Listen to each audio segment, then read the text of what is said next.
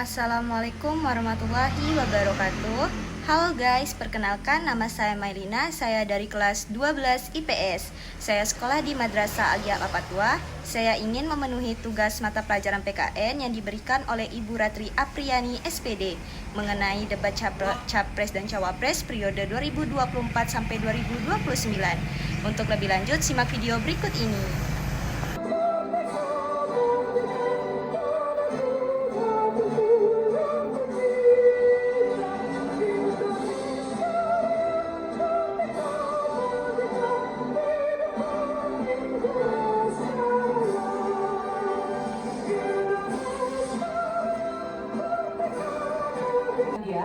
Anda menyaksikan debat kelima calon presiden pemilu tahun 2024.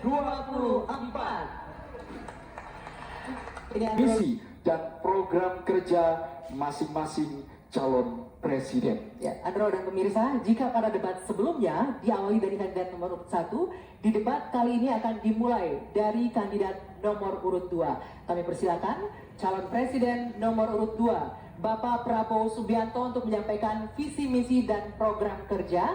Waktu Bapak 4 menit, dimulai dari Anda berbicara. Bismillahirrahmanirrahim. Assalamualaikum warahmatullahi wabarakatuh.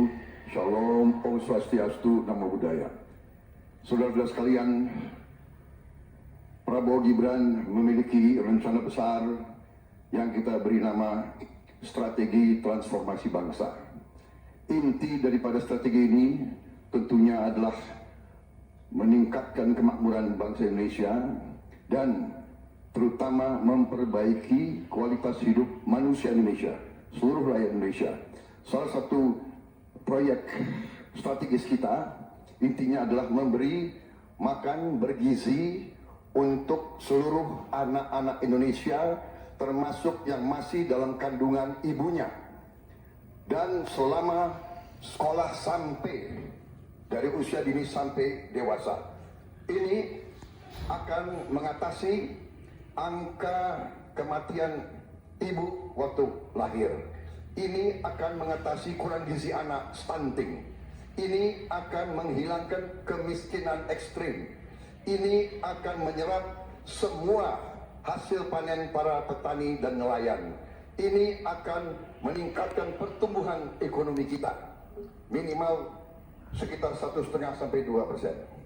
Dengan demikian kita mengatasi masalah-masalah fundamental dalam memperbaiki kualitas hidup rakyat Indonesia menuju kepada menghilangkan kemiskinan dari bumi Indonesia. Di bidang kesehatan, kami akan membangun rumah sakit modern di setiap kabupaten dan kota dan puskesmas modern di setiap desa di seluruh Indonesia. Kami akan segera mempercepat mengatasi kekurangan dokter di Indonesia. Kita kekurangan sekitar 140.000 dokter dan itu akan kita segera atasi dengan cara kita akan menambah fakultas kedokteran di Indonesia. Dari yang sekarang 92, kita akan membangun 300 fakultas kedokteran. Kita juga akan mengirim 10.000 anak-anak pintar dari SMA, lulusan SMA, kita akan beri beasiswa ke luar negeri untuk belajar kedokteran dan 10.000 lagi untuk belajar sains, teknologi, engineering dan matematik, kimia, biologi dan fisika. Itu kita rebut teknologi, kita rebut sains. Saudara-saudara sekalian, kita juga akan membangun 3 juta rumah untuk mereka yang belum punya rumah. 1 juta di pedesaan, 1 juta di pesisir, 1 juta di perkotaan. Saudara-saudara sekalian, kita yakin bahwa pendidikan strategis. Kita harus memperbaiki gaji guru, termasuk gaji honorer, meningkatkan kompetensi guru. Kita harus memberi pelatihan-pelatihan, penataran-penataran, dan juga seluruh penyelenggara negara, ASN, TNI, Polri, penyuluh-penyuluh pertanian di mana-mana harus kita perbaiki gajinya sehingga kualitas hidup mereka akan baik, sehingga mereka bisa memberi pelayanan kepada rakyat dengan sebaik-baiknya. Saudara-saudara sekalian, itu beberapa program unggulan kami dalam rangka strategi transformasi bangsa. Kita tidak hanya sekedar mau pembangunan, kita mau transformasi bangsa kita di atas landasan ekonomi yang sudah dibangun oleh Presiden Joko Widodo dan presiden-presiden sebelumnya. Saudara-saudara sekalian, demikian pemikiran kami. Kami yakin kami akan melaksanakan itu dan kami akan mencapai Indonesia Emas 2045. Terima kasih. Wassalamualaikum warahmatullahi wabarakatuh. Terima kasih Pak Prabowo.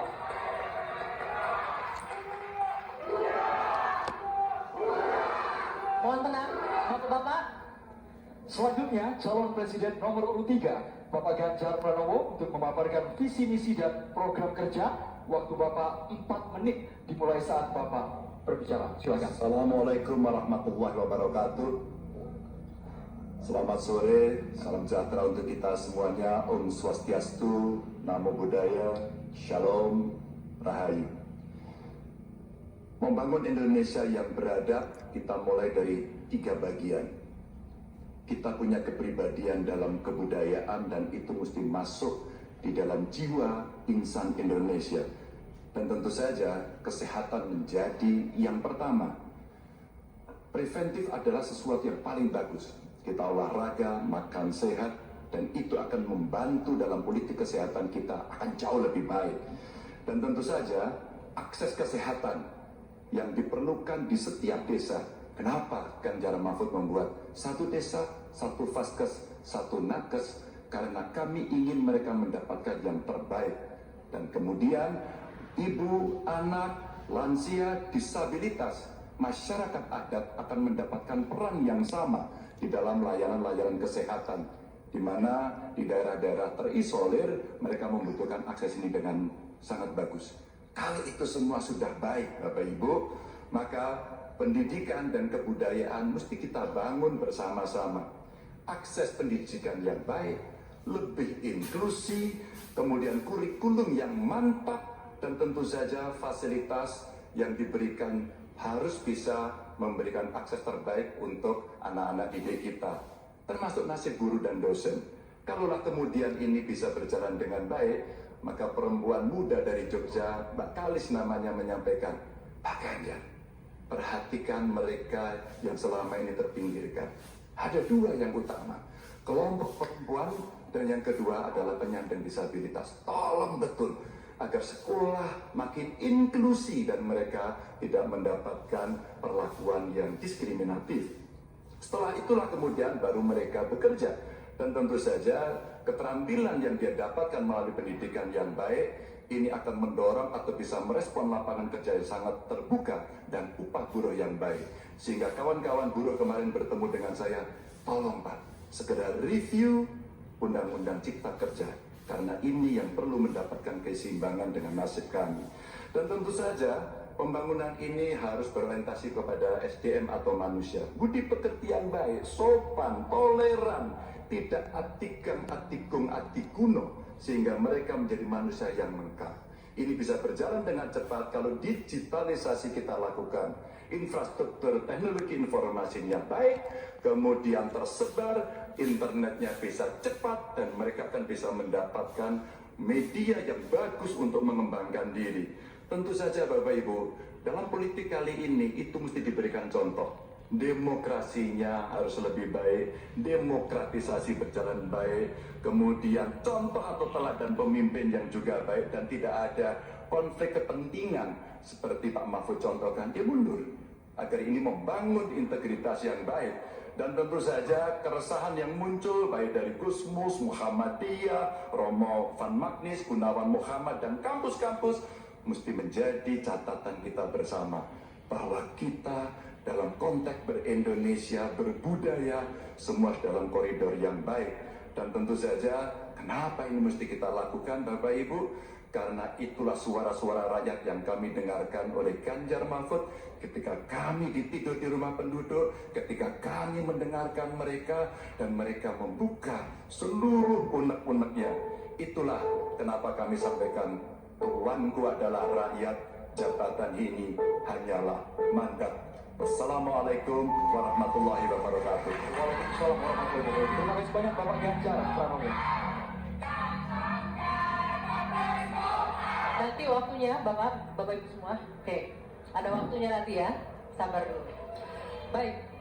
Selanjutnya kami persilakan calon presiden nomor urut 1 Bapak Anies Rashid Baswedan untuk menyampaikan visi misi dan program kerja. Waktu Bapak 4 menit dimulai ketika Anda berbicara.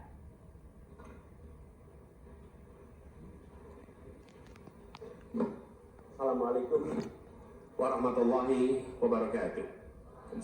Selamat malam, salam sejahtera untuk kita semua.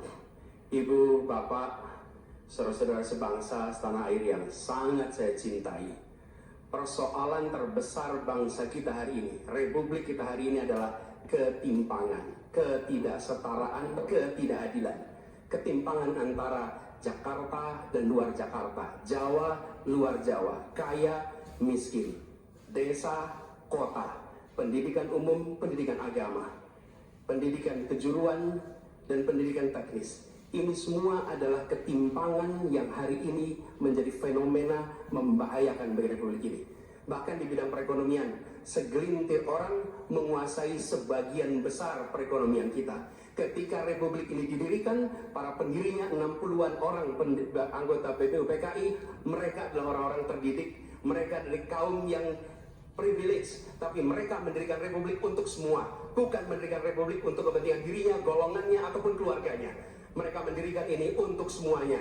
Kekuasaan yang dibangun untuk memberikan kesempatan kepada semua. Sekarang kita jauh dari cita-cita republik ini. Ketika para pendiri itu kaum intelektual, mereka memilih berjuang di jalur politik. Saya berangkat sebagai pengajar, mendapat panggilan tugas di wilayah politik. Kami akan membawa gagasan pendiri republik untuk kembali mewarnai republik ini, untuk bisa mengarahkan republik ke depan agar kembali pada format awal.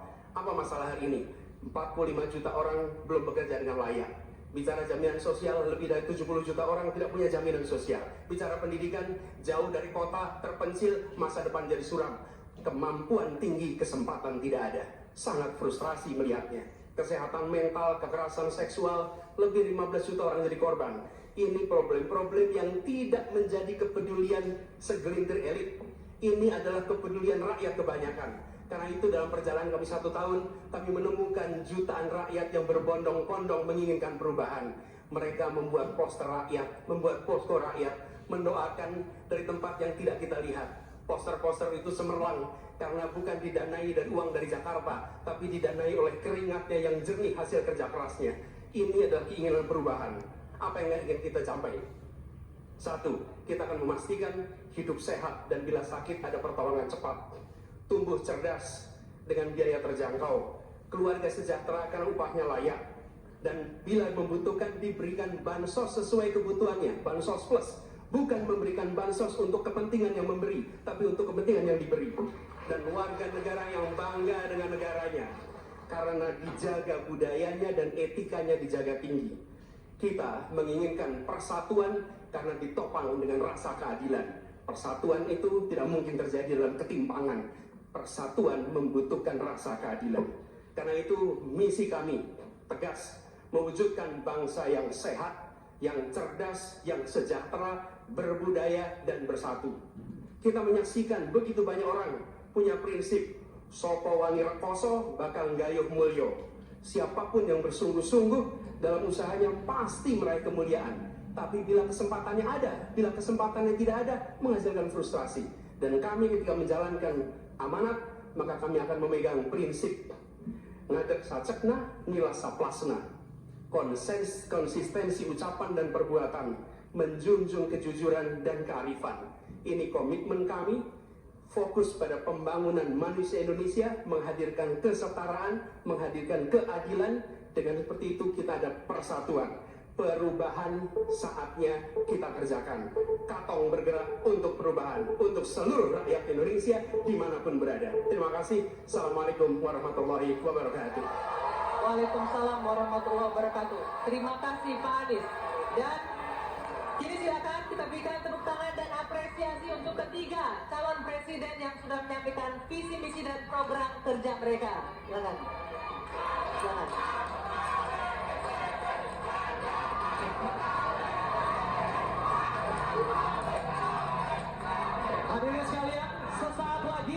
kita akan masuk ke segmen memperdalam visi misi dan program kerja para calon presiden yang telah disampaikan.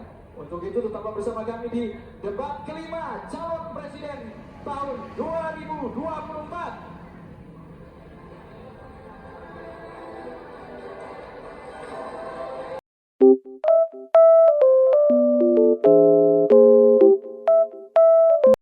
Baiklah teman-teman, sebagai penutup, izinkan saya menyampaikan sebuah pantun. Sungguh manis buahku ini, buah dimakan dengan cepat. Berakhir sudah video kali ini, semoga bisa memberi manfaat. Saya Mailina, pamit undur diri. Maaf apabila ada kesalahan kata dan perbuatan dalam pembuatan video ini.